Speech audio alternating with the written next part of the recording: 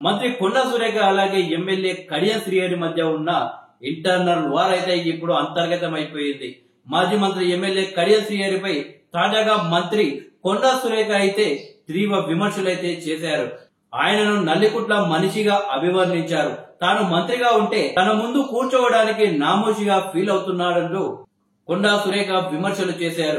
తాజాగా మీడియాతో చిట్చాట్ నిర్వహించిన కొండా సురేఖ గారు సొంత పార్టీ ఎమ్మెల్యేలపై హాట్ కామెంట్స్ చేశారు. తన మంత్రి పదవి పోతుంది అని కడియం శ్రీహరి తప్పుడు ప్రచారం చేస్తున్నారని విమర్శించారు.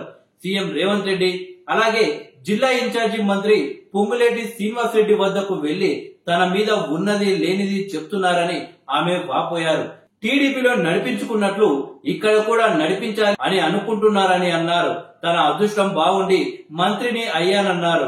ఆయనకు అదృష్టం ఉన్నప్పుడు ఆయన కూడా మంత్రి అయ్యాడని అన్నారు.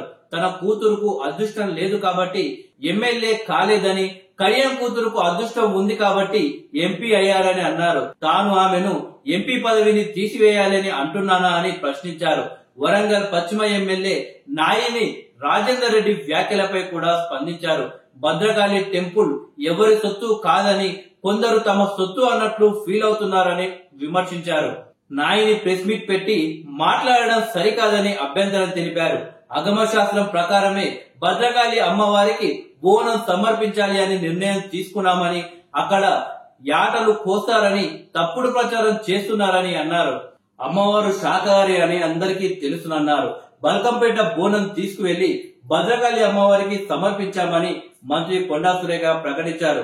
గోదావరి పుష్కరాల విషయంలో కేంద్రం 2 రాష్ట్రాలను సమానంగా చూడాలి అని కొండా సురేఖ కోరారు. పుష్కరాల కోసం తెలంగాణకు 200 కోట్లు ఇవ్వాలి అని కేంద్రానికి లేఖ కూడా రాశామని కొండా సురేఖ ఈ సందర్భంగా తెలిపారు. గోదావరి పుష్కరాలు ఏపీ కంటే తెలంగాణలోనే ఎక్కువ జరుగుతాయి అని, తెలంగాణకు ఇంతవరకు ఎలాంటి నిధులు కేటాయించలేదన్నారు.